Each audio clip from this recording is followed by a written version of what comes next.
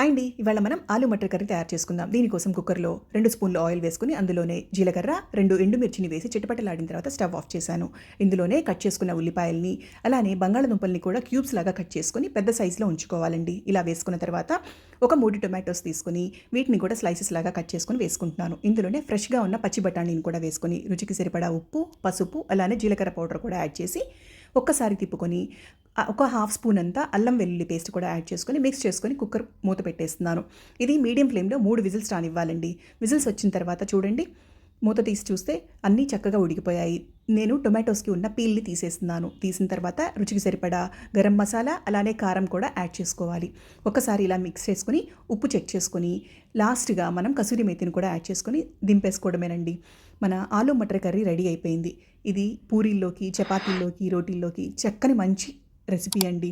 ఒక్కసారి ట్రై చేసి ఎలా ఉందో కామెంట్ బాక్స్లో కామెంట్ చేయండి.